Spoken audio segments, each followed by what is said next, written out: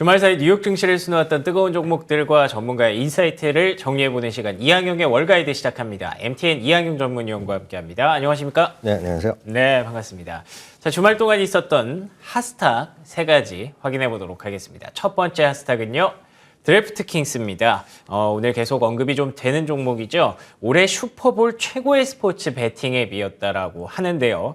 주당 59센트의 손실을 예상했던 시장 예상치에 비해서 53센트로 선방을 했습니다. 이 정도면 호실적이었다는 평가가 나왔고요. 특히나 올해에 대한 매출 가이던스를 30% 가까이 상향하면서 주가가 급등세를 보였습니다.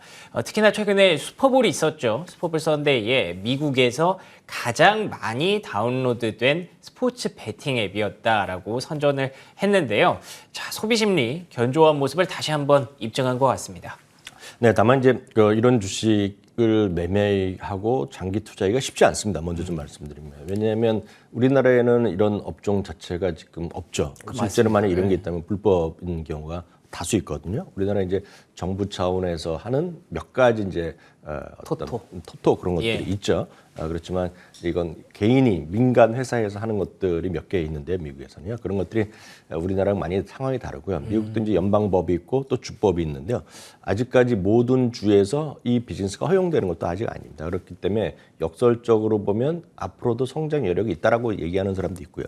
어떤 주는 이거 평생 안 될 거라 한 주도 있거든요. 그러니까 그런 것들이 약간 다양성이 있기 때문에 그런 것 좀 미리 좀 염두에 두셔야겠습니다.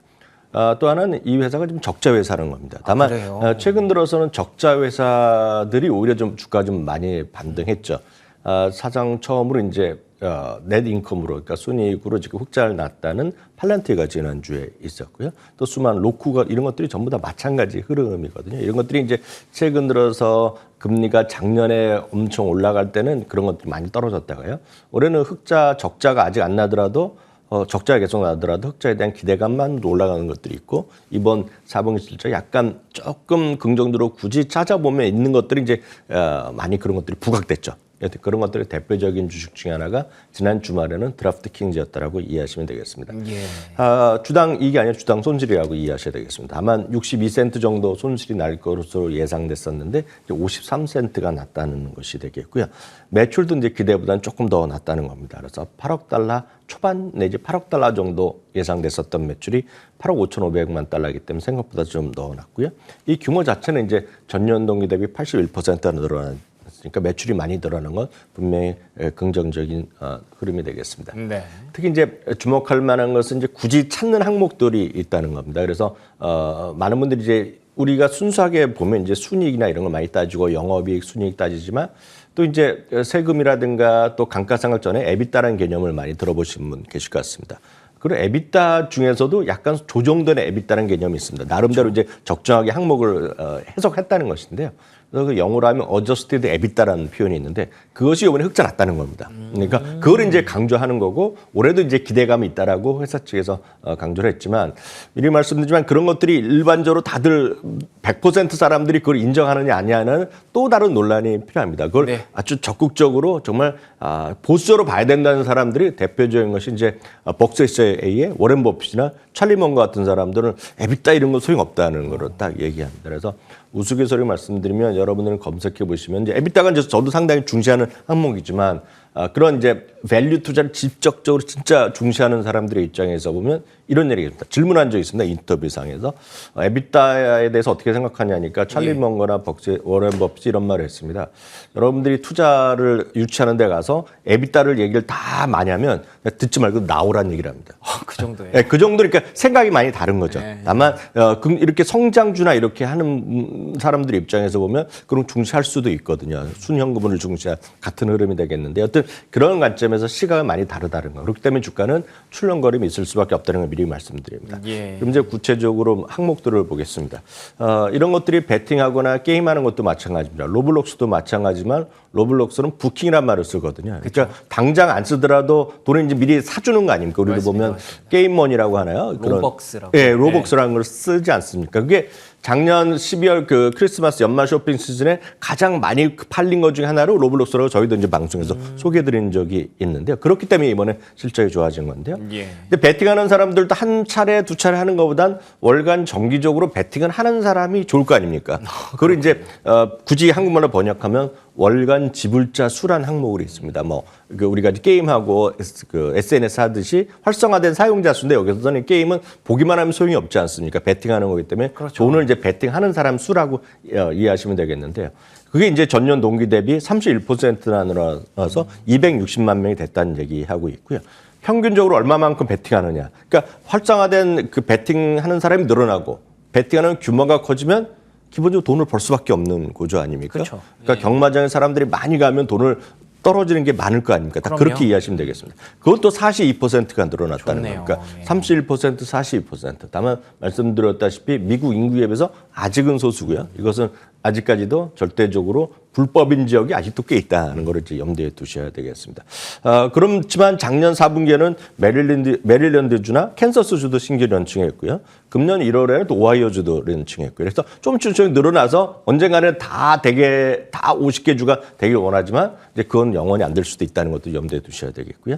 여하튼 그러면서 이번에 좋게 나왔기 때문에 이들이 2023년에 가이던스를 상향했습니다. 다만 이제 월가의 시각은 지난주에도 몇 번 말씀드렸다시피 꿈과 희망을 넘쳐나는 기업들은 이제 애널리스트들보다는 실제 투자자들이 장기적으로 좋아하는 거거든요. 예. 애널리스트 입장에서 보면 네. 전체적으로 이익이 그래서 얼마나 나느냐, 매출 얼마나 늘어나야 되는데 매출도 있고 이익이 있더라도 PER이 뭐 100배, 200배 되면 불안한데 이건 아직 이익 구조가 아니기 때문에 예. 아직 설명력이 약한 거죠. 그렇기 그러네요. 때문에 아직은 좀 보수적으로 볼 수밖에 없다라고 이해하시면 되겠습니다. 알겠습니다. 분명히 수치는 좋아졌습니다. 그럼에도 불구하고 적자 기업이라는 측면에서 장기 투자하기에는 조금 부담이 될 수 있다는 점 여러분들이 기억하시면 좋을 것 같고요.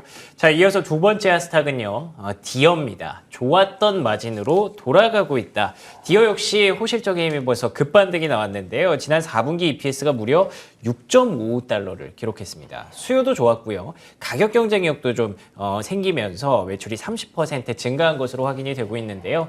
제목에서 보시는 것처럼 인플레이션 압력이 계속 완화되고 있기 때문에 부품 생산 비용이 낮아지면서 점점 더 좋았던 마진으로 계속 돌아가고 있다라고 밝힌 바가 있습니다. 사실 최근에 주가 보면 조금 여기가 고점인가 싶었는데 다시 한번 올라왔네요. 네, 맞습니다. 사실 다만 이제 디어 같은 경우에도 이제 국내 주식에 익숙하셨던 분들 그리고 국내 이제 산업에 익숙하신 분들의 입장에서 보면 이게 대응이 또 쉽지 않습니다. 맞습니다. 왜냐하면 네. 디어라는 게 이제 농기계라고 이해하시면 그쵸, 되겠죠. 그러니까 쉽게 해서 뭐 트랙터나 이런 거, 뭐 우리로 보면 이제 그 타고 다니는 거 있지 않습니까? 그 지방에서요. 그리고 기껏 해봤자 우리나라도 뭐 벼도 씨도 뿌리고 뭐 다 하죠. 탈국도 하지만 그 정도 수준을 상당히 넘는 회사라고 보셔야 되겠습니다. 그렇군요. 우리나라에서는 이제 뭐 50년 전, 40년, 30년 하면서 사람이 하던 거를 이제 결국 기계로 많이 하고 요즘은 이제 우리나라에서도 이제 지방에서도 인력이 젊은 친구들이 없으니까 네. 많은 분들이 이제 기계화하는 것도 맞거든요. 다만 그런 것들이 이제 우리나라에 있던 그런 농기계 회사들이 상장된 게 몇 개 있었거든요. 지금도 있을 텐데 그런 것들과는 완전히 차원이 다른 거라고 보셔야 되겠죠. 우리나라에 있는 그런 것들이 뭐 우리나라 동남아에 가면 이제 많이 주저할 가능성이 있겠는데요. 한번 생각해 보십시오. 여러분들 영화나 이렇게 드라마 보면 미국 이제 광활한 지역에서 밀을 심고 뭐 다른 다 먹거리도 하는 거 아닙니까? 감자라고 그렇죠. 뭘 다들 예. 하는 거 아닙니까? 거기에 이제 사람이 일일이 가서 하기가 쉽지 않죠. 그렇기 때문에 진짜 큰 기계, 큰 차를 타고 다니면서 농사를 짓는 거 아닙니까? 근데 거기다 이제 하나 더 들어가는 겁니다. 그래서 디어라는 것을 단순한 농기계, 물론 그보다 우리나라도 훨씬 큰 농기계라고 생각할 수 있지만 그거 플러스 알파가 여기에 이제 잡혀 있습니다. 바로 이게 미국은 서양도 마찬가지지만 다 하면 결국 그거조차도 사람이 없어지는 거죠. 사람을 운영할 사람이 없어지는 거죠. 네. 그래서 대표적인 디어가 쉽게 해서 자율운행이 많이 들어갑니다. 자율운행 기능이. 그러니까 이 부분이 왜 지금 이 디어란 거가 우주항공 ETF들 하면 이게 다 웬만한 게 들어가는 예. 이유가 바로 그런 이유입니다. 여러분들이 뭐 화성에 가서 언제 사람이 살지 모르지만 화성에 가서 농사를 짓고 이러는데 거기 사람 이를 끌고 다니면서 하는 거 잘 안 그려지잖아요. 그러네요. 그러니까 그게 다 로봇가 돼서 인공지능 자율주행이 들어간다는 겁니다. 이미 자율주행을 많이들 하고 있고요. 왜냐하면 일반 도로에서 하는 자율주행보다 사람이 없는 데서 하는 게 훨씬 안전하고 편할 거 아닙니까, 지금요. 네네. 많은 분들이 당장 우리나라 서울 항복권에서 자율운행차가 다니고 서울시에서 허가해 준다 그러면 여러분들 반대하는 사람 더 훨씬 많을 것 같습니다. 불안하죠. 겁난다고. 네. 그렇기 때문에 미국에서도 마찬가지예요. 이게 오래 걸리는 거고 시점이 좀 계속 지연되고 있는 거고 그렇지만 아직까지 뭐 테슬라가 노리고 있는 거지만 디어 같은 경우는 이미 지금 하는 지역이 몇 개 다 팔리고 있거든요. 이런 것들이. 그러니까 이런 것들이 물론 아직 일상화되진 않았지만 이런 것들에 관심 있는 것이 바로 디어다라고 보셔야 되겠습니다. 거기에 이제 이번에 실적도 좋게 나온 거죠. 주당이 5.57인데 6.5로 깜짝 실적이 나왔고요. 매출도 전년 대비 32% 늘어나면서 생각보다 조금 좋게 나왔다라고 보셔야 되겠고요. 네. 거기다가 이제 실적 가이던스도 상향 조정한 거, 뭐 이런 것들이 나오면서 결국은 오늘 지난 금요일에 주가가 좀 많이 올랐고요. 이런 것들은 장기적으로 이런 걸 이해하시고 꿈까지 꾸는 분이라면 장기적으로 이제 크게 주가 상승보다는 이게 진짜 좋은 회사다라는 것 정도 인지하시면 충분하겠습니다. 알겠습니다. 정말 좋은 기업이다라는 점을 인지하고 계시다면 이거는 오히려 이제 장기적으로 투자가 가능한 그런 종목 중에 하나가 될 수 있겠네요. 자, 세 번째 하스탁은 쇼피파이입니다. 미국 소비 심리가 견조하게 나타났다는데 왜 이렇게 주가가 많이 떨어졌을까요? 지난 4분기 실적도 나쁘지 않았습니다. 하지만 올해 1분기에 대한 매출 증가율 가이던스가 10% 후반대로 나오고요. 그리고 또 손실 전망치가 확대가 됐습니다. 글쎄요. 계속 말씀드리지만 소비 지표가 좀 좋게 나오고 있는데도 불구하고 쇼피파이는 매크로 악재에 따른 실적 개선이 어려울 것이다라는 전망들이 나타나고 있는데요. 이거 어떻게 좀 우리가 해석하면 좋을까요? 쇼피파이도 이제 쉽지 않죠. 왜냐하면 쇼피파이가 대표적으로 뒷단에서 뭔가 일을 해주는 회사라고 이해하시면 되겠습니다. 뒷단인 게 뭐냐면 여러분들이 쇼핑을 뭐 쿠팡에서 하건 네네. 네이버에서 하건 다들 하시잖아요. 그렇죠. 그럼 이제 네이버에 들어가서 입점해서 있는 수많은 기업들이 직접 그 하나하나 쇼핑몰을 만드는 것도 있고 아주 네네. 간단하게 무슨 네이버 쇼핑의 그 플랫폼을 사용하는 분도 있을 거고요. 다만 수많은 직접 한 사람들을 위해서는 뭔가 도움을 주는 기업이 있는데 그게 바로 대표적인 게 쇼피파이라고 보셔야 되겠고요. 예. 우리나라에서는 이제 카페24가 이제 그런 걸 하는 거라고 일단 맞습니다. 이해하시면 되겠습니다. 그럼 이제 큰 하나를 회사를 그런 쇼핑몰을 만들어 놓으면 네이버에서도 연락 오고 카카오에서도 연락 오고 이런 조금 해보면 우리나라도 수많은 쇼핑몰에서 연락 올 거 아닙니까? 롯데에서도 오고 GS에도 오고 이마트에서도 우리 쪽에서 입장해서 물건 팔라고 네. 뭐 그럴 거 아닙니까? 그러면 하나하나 다 맞춰주기가 쉽지 않죠. 그렇죠. 그럴 때 이제 쇼피파이라는 것이 예. 해준다는 겁니다. 그러니까 예를 들어서 뭐 우리나라 것까지는 모르겠지만 전 세계 주요 기업들 아마존에도 넣어주고 알리바바에 넣어주고 그런 걸 한 번 사이트를 만들어 놓고 그들이 다 해주는 것이 되겠고요. 여러분들이 비즈니스를 해보시면 아시겠지만 가장 어려운 것이 결제받는 시스템인데요. 이런 결제받는 것까지 다 해주고 거기다가 마케팅에 대한 아이디어도 주고 고객에 대한 분석도 해주고 너무 좋은데? 그걸 다 해주는 거가 바로 쇼피파이였다고 네. 보시면 되겠습니다. 그래서 주가는 엄청 잘 나갔고 캐나다의 시가 중에 1위, 2위까지 갔던 회사인데요. 참고로 캐나다 소재 회사인데요.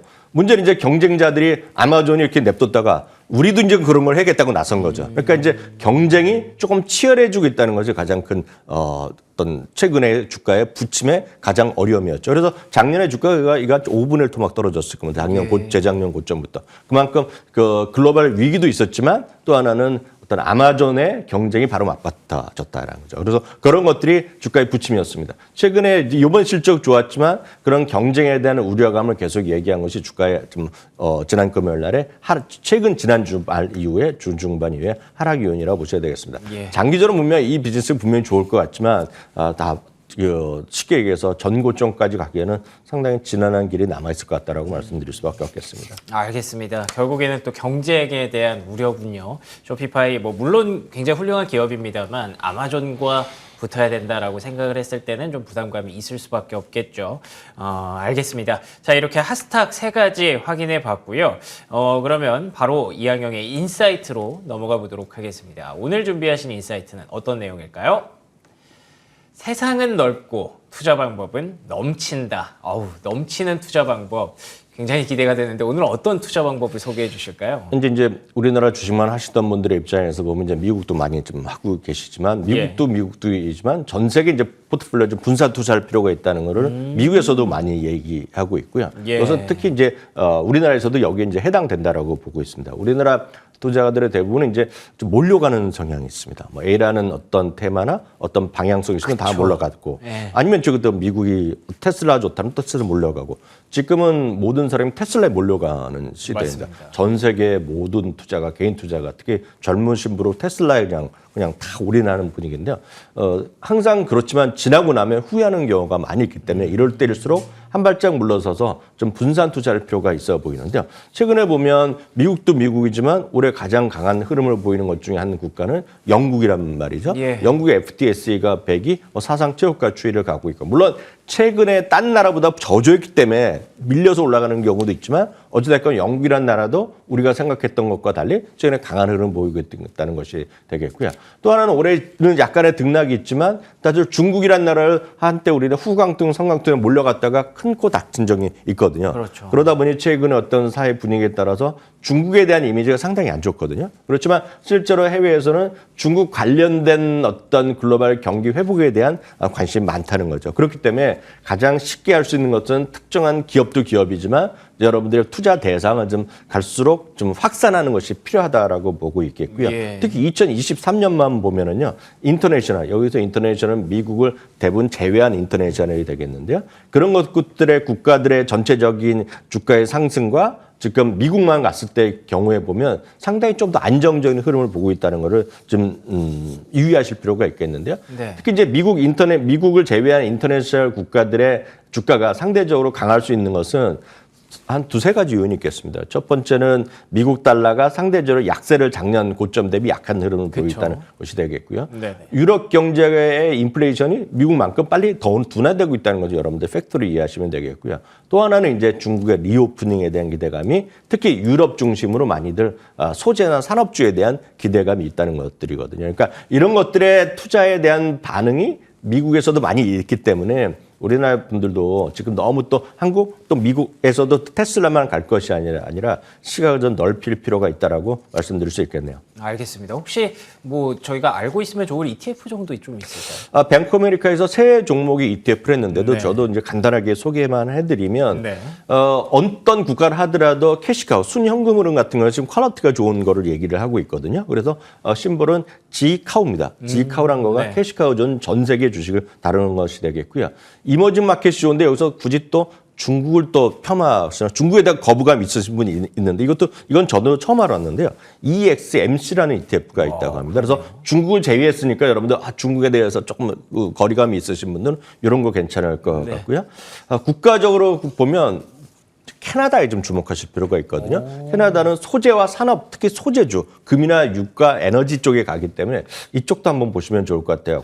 FLC라는 ETF도 주목하시기 바랍니다. 알겠습니다. 세상은 넓고 투자 방법은 넘친다. 오늘 글로벌 ETF 한번 확인해봤습니다. 이항영의 월가이드 여기서 마무리하겠습니다. 오늘 좋은 말씀 고맙습니다. 네, 오늘 굿모닝 글로벌 여기서 마무리하겠습니다. 저희는 내일 아침 5시 55분에 돌아오겠습니다. 이어지는 출발 성공 투자 역시 저희 MTN과 함께 해주시기 바랍니다. 시청해주신 여러분 고맙습니다.